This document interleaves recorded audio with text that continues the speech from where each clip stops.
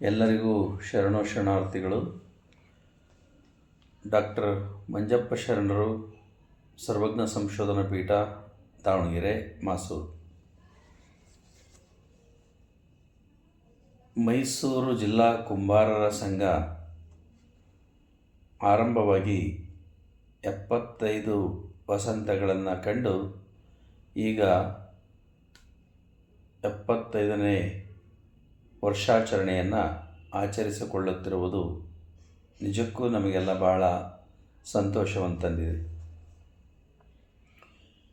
75 ವರ್ಷಗಳ ಹಿಂದೆ ಈ ಸಂಘವನ್ನು ಕಟ್ಟಲಿಕ್ಕೆ ನಮ್ಮ ಹಿರಿಯರು ಏನು ಪ್ರಯತ್ನ ಪಟ್ಟಿದ್ದರು, ಅಲ್ಲಿಂದ ಹಿಡಿದು ಇಲ್ಲಿಯವರೆಗೆ 75 ವರ್ಷಗಳ ಕಾಲ ಸುದೀರ್ಘವಾಗಿ ಸಂಘವನ್ನು ನಡೆಸ್ಕೊಂಡು ಬಂದಿರತಕ್ಕಂಥ ಎಲ್ಲ ತ್ಯಾಗಮಯಿಗಳಿಗೆ ನಾನು ಕೃತಜ್ಞತೆಗಳನ್ನು ಸಲ್ಲಿಸ್ತೇನೆ.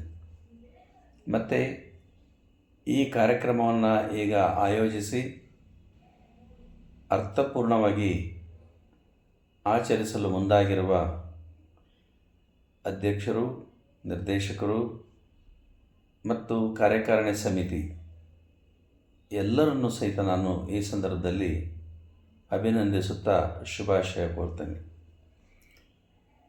ಈ ಕಾರ್ಯಕ್ರಮ ನಮ್ಮ ಸಮಾಜದ ಒಂದು ಮೈಲುಗಲ್ಲು ಆಗಲಿ, ಒಂದು ಬೆಳಕು ಈ ಕಾರ್ಯಕ್ರಮದಿಂದ ಸಮಾಜಕ್ಕೆ ದೊರೆಯಲಿ,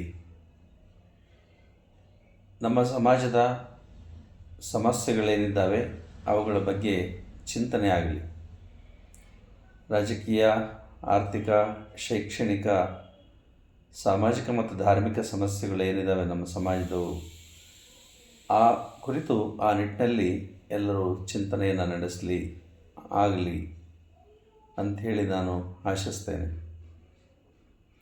ಮೀಸಲಾತಿ ಕುರಿತು ಸಹಿತ ಈ ಸಂದರ್ಭದಲ್ಲಿ ಚರ್ಚೆ ಆಗಲಿ.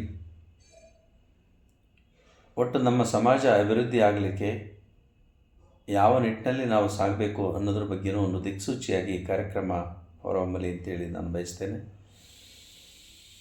ನಮ್ಮ ಕಾರ್ಯಕ್ರಮಗಳು ಕೇವಲ ಹಾರ, ತುರಾಯಿ, ಶಾಲು, ಸನ್ಮಾನಗಳಿಗೆ ಸೀಮಿತವಾಗದೆ ಅರ್ಥಪೂರ್ಣವಾದ ಕಾರ್ಯಕ್ರಮ ಆಗಲಿ ಅಂತೇಳಿ ನಾನು ಬಯಸ್ತೇನೆ.